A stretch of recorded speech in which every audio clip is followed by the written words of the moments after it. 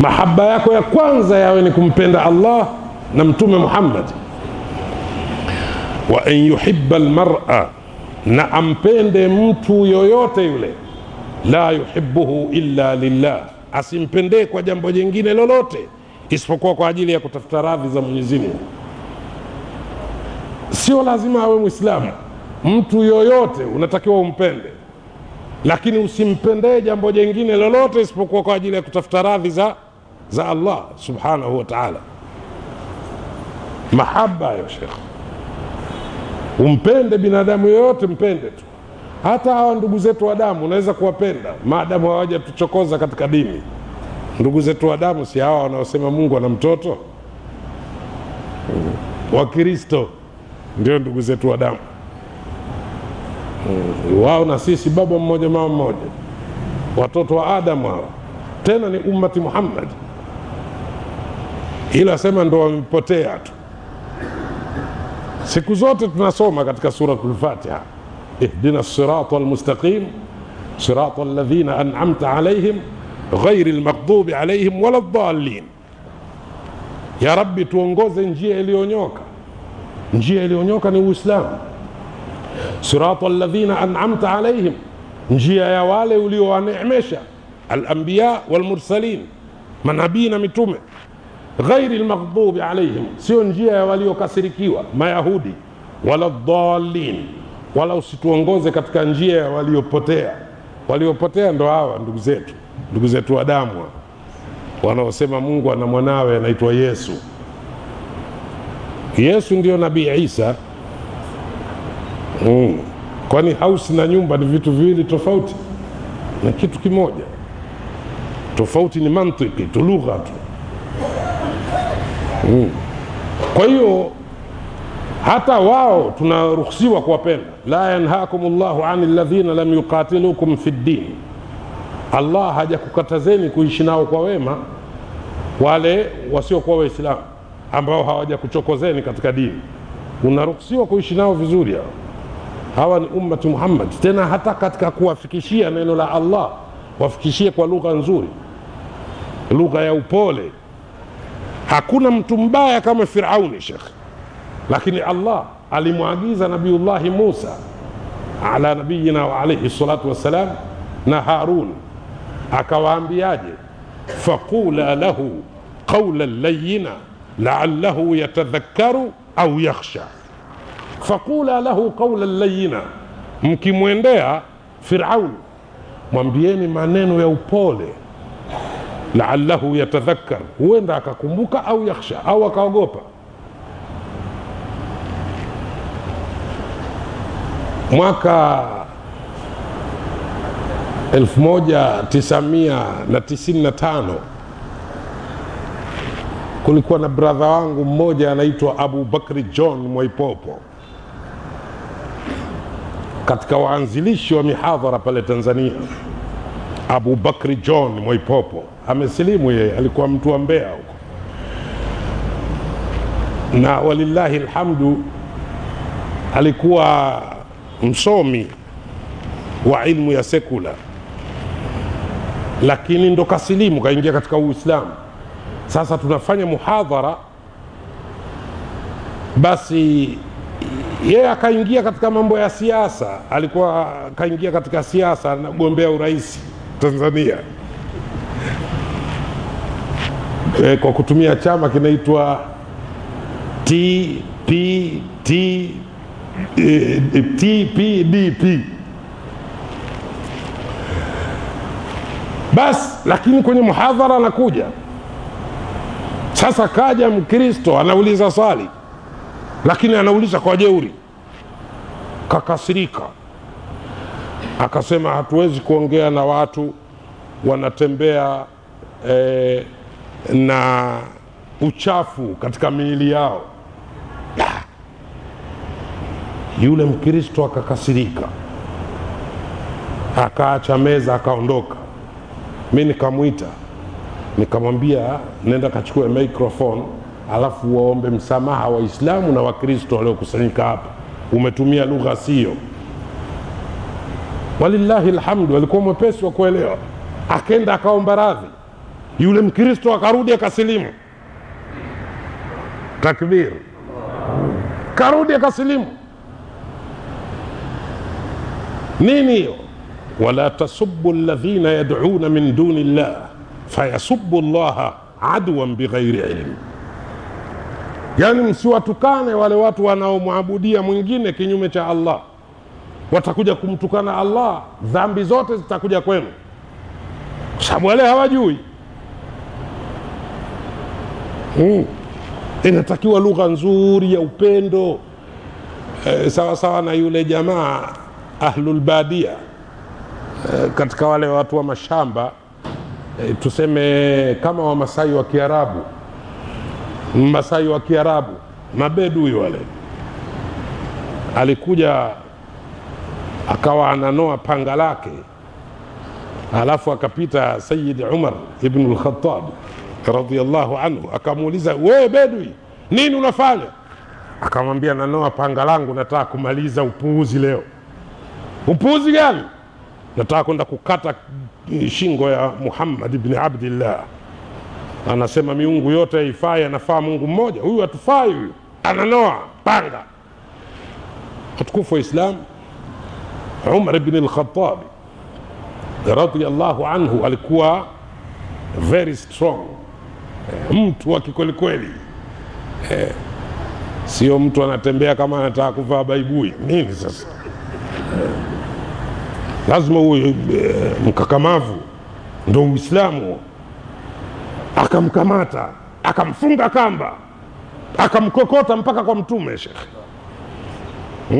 ndio Uislamu. Kufika pale Mtume kashangaa, na maswahaba wengine wako pale wameshangaa. Vipi Umar? Muulizeni mwenyewe. Akaulizwa, kuulizwa, anasema, huyu jamaa mimi naona ananionea tu. Mimi nimenoa panga langu, nataka kuja kukukata wewe Muhammad. Nimemwambia ukweli wangu, kanifunga kamba na niburuta mpaka huku, na umia na nini. Mtume akamuuliza yule jamaa, unaonaje uwe Muislamu? Akawatazama maswahaba, alafu akasema, sitaki. Basi Mtume akamwambia, mfungulieni basi aende ruhusa, arudi nyumbani. Maswahaba wanamfungulia huku wamekasirika. Kwa nini tusimmalize huyu? Anafanya jeuri mbele ya Mtume. Kaenda baada ya nyayo 40, kafikiria, akaona bila shaka yule ni Mtume kweli wa Mwenyezi Mungu.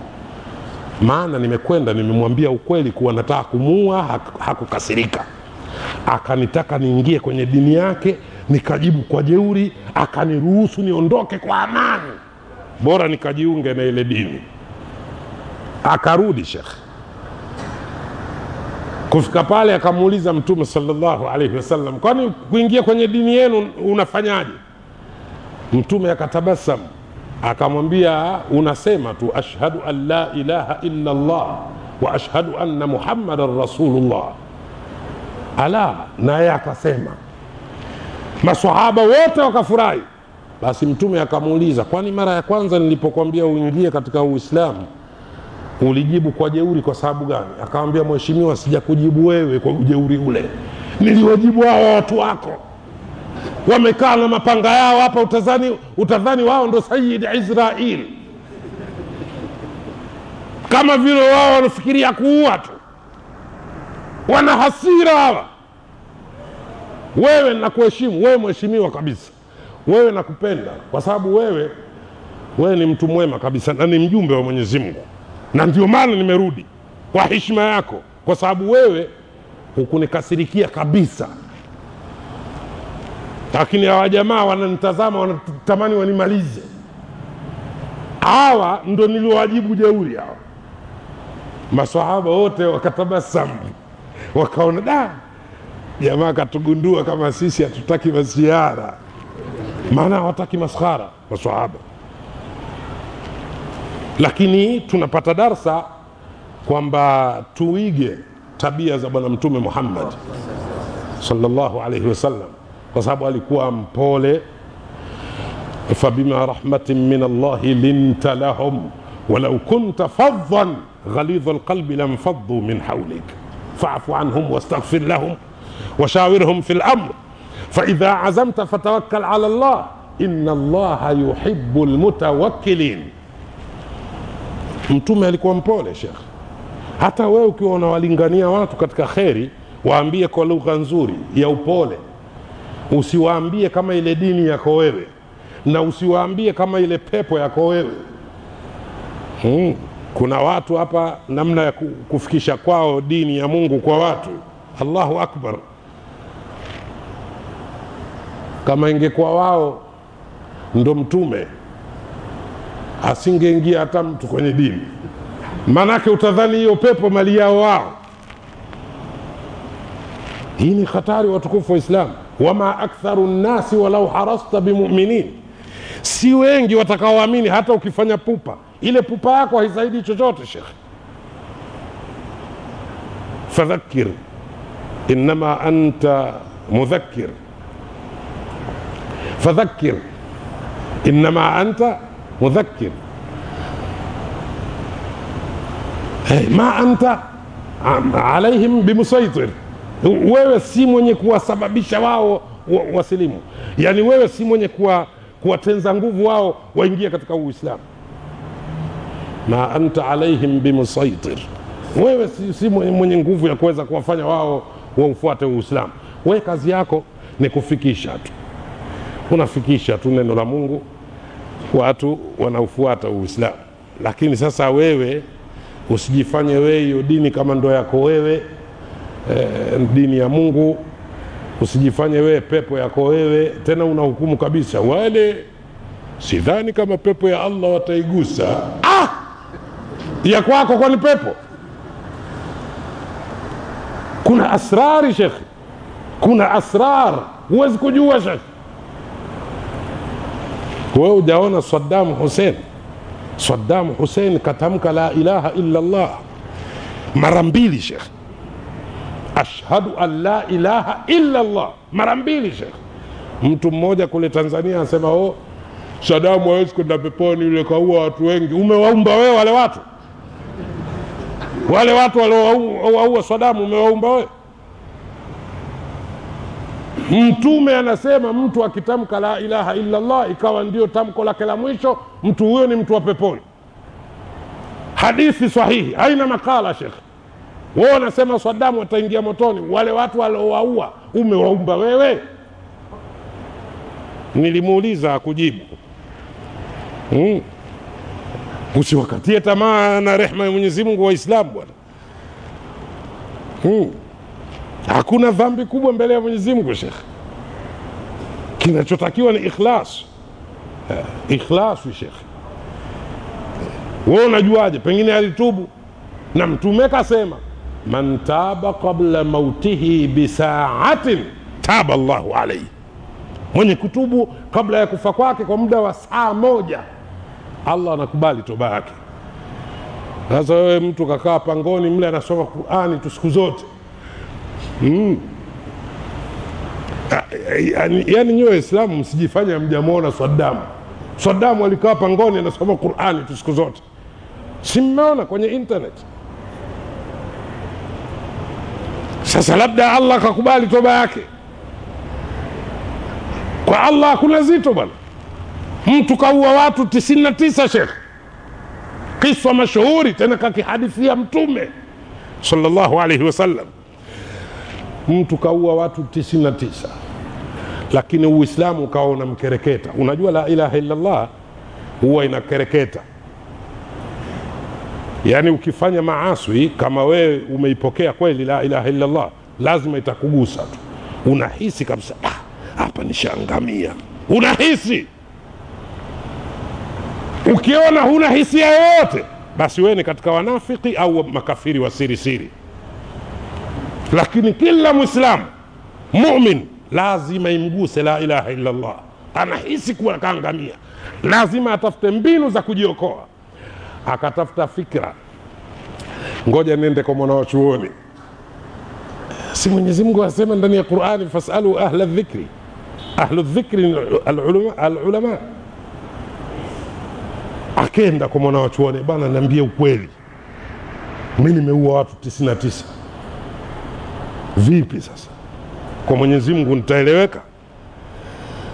Nikirudi kwa Mwenyezi Mungu nitaeleweka?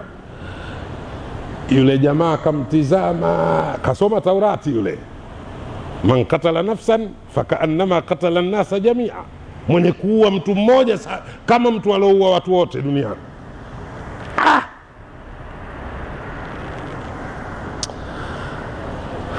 Akamwambia, nafumba macho, nikifumbua uwe haupo mzee, sababu wewe utanitia nuksi, wewe ni balaa, unaua watu 99, wewe jikoni moja kwa moja utoke, wewe motoni tu, tachomwa tu, ondoka mzee. Sawa mzee, asante, nimekuelewa. Kachomoa panga lake, akasema ngoja nimmalize na huyu shehe vile vile. Kamkatilia mbali shingo, kisha timiza 100, kafuta panga lake, kaliweka, karukia farasi wake, kaondoka. Bado la ilaha illa Allah inamkera, inamkereketa. Akasema ngoja nimalize mara ya mwisho, nimuulize shekhe mwingine, pengine kuna utaratibu mwingine labda.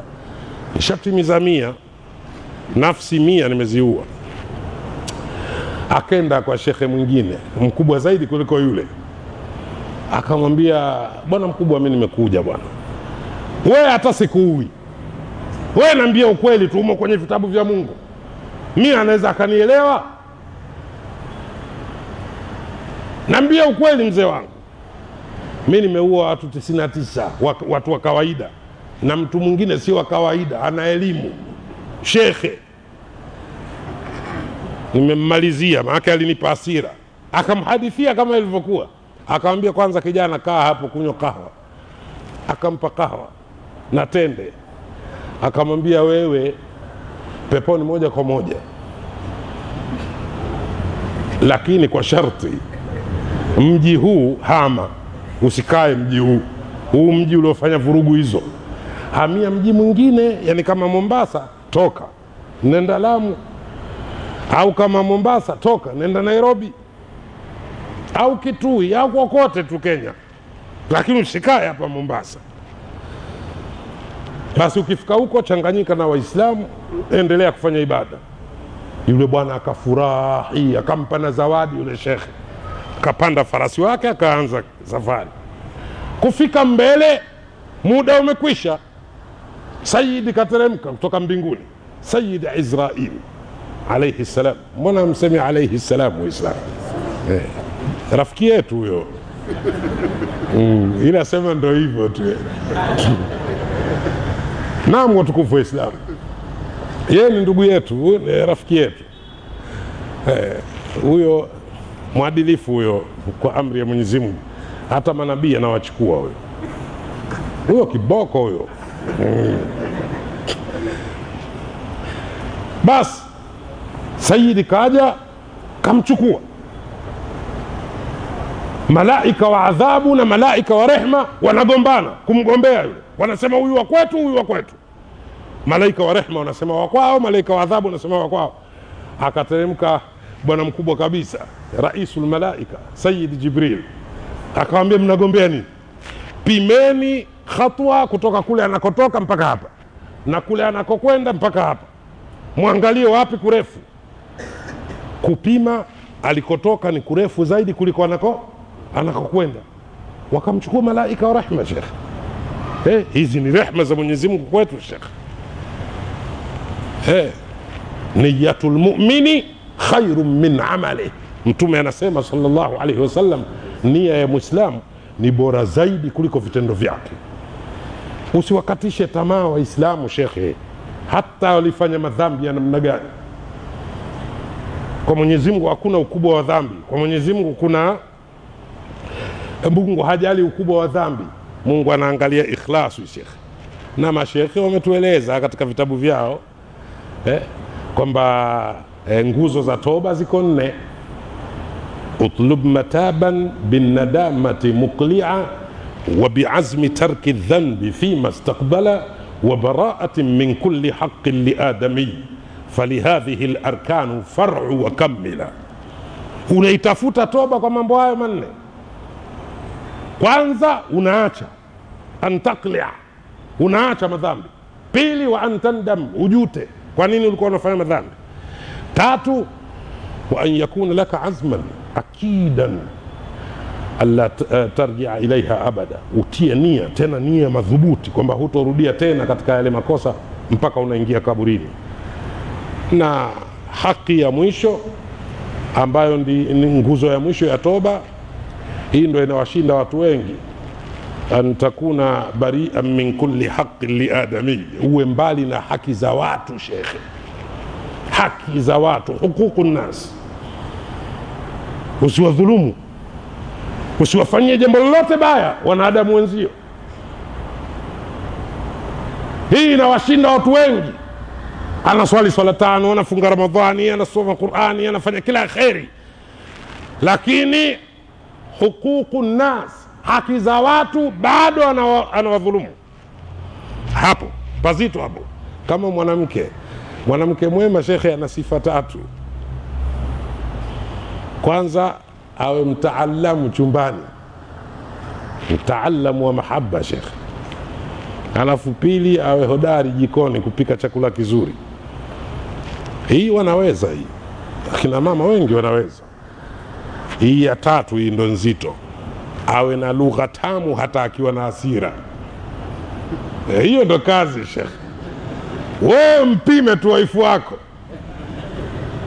haya mengine yote atafanya, lakini kuizuia hasira shekhe ni kazi kubwa kwa akina mama. Tena wao wana mambo ya ajabu. Yani anaweza kukukera halafu akafunga mlango, kuna kila aina ya silaha chumbani kwenu, halafu ngumi watu wanakunja hivi shekhe, wanazuia hapa moyo, yeye anakunja hivi, halafu njoo kama mwanaume kweli, njoo inna lillahi wa inna ilaihi rajiun. Ila sema sisi Allah katupa subira. Unamwangalia, unamwona kama mwanao. Mwanao uweze kumpiga kiki shekhe. Kipiga kiki ya chembe shekhe, si anarudi kwa Mungu. Kiki inaitwa hatari sana. Naam, watukufu wa Islam, huu ni wakati wa mchana, wakati wa watu kupata lunch, halafu waendelee na kazi, maana leo siku ya kazi pia. Sasa tusije tukawachosha Waislamu. Kile ambacho tumepata ndio hicho hicho, ila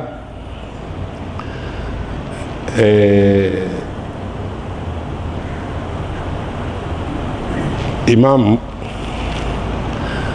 atakuja kuongea na nyinyi kitu, lakini kabla akishaongea na nyinyi, alafu tuna kijana wetu hapa engineer, anaitwa engineer. Huyu ni engineer kweli, sio engineer jina. Atakuja kulirekebisha hilo jambo. Na kabla ya kutawanyika, kuna dua maalumu inshallah tutaiomba. Hiyo dua ya Aba Mu'laq, unaijua dua ya Aba Mu'laq shekhe? Ukiondoka umeikosa. Tena tutamwambia imamu kabisa aandike, alafu atoleshe fotokopi awape Waislamu. Aba Mu'laq mtu mkubwa shekhe, alikuwa anakwenda Sham, anatoka Makka, anatoka Madina, anakwenda Sham, anachukua mali, analeta, anauza. Mfanya biashara mkubwa shekhe, lakini mcha Mungu. Kakutana na qati'u tariqi shekhe, jambazi njiani, akamwambia Aba Mu'laq, leo ndo mwisho wa maisha yako, na kila ulichonacho cha kwangu kinakuwa. Aba Mu'laq akamwambia, chukua kila kitu, mimi niache nende hivi hivi, sina kitu. Akamwambia, haiwezekani, hapa nakuwa na kila ulichonacho nachukua. Akamwambia, sawa bwana, malumbano yasiwe mengi, naomba uniruhusu ni swali rakaa 2 tu.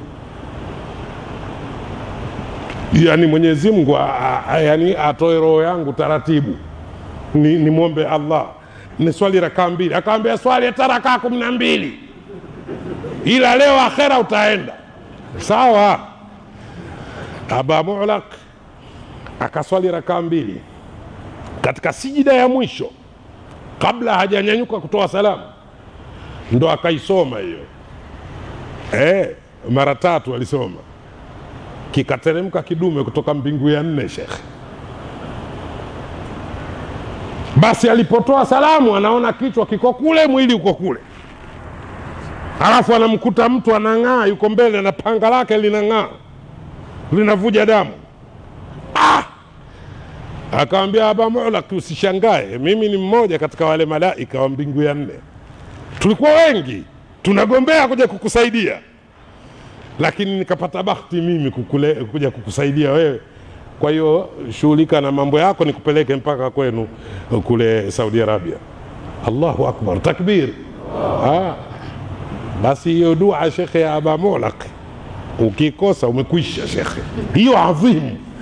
Hiyo ukisoma shekhe mara 7,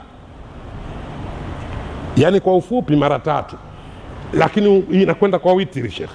Ukisoma mara 7 hiyo shekhe, kama una jambo zito, umeswali rakaa 2 alafu ukaisoma hiyo kwenye sijida ya mwisho mara 7, shekhe, lo jambo litakuwa biidhnillah. Assalamu alaikum warahmatullahi.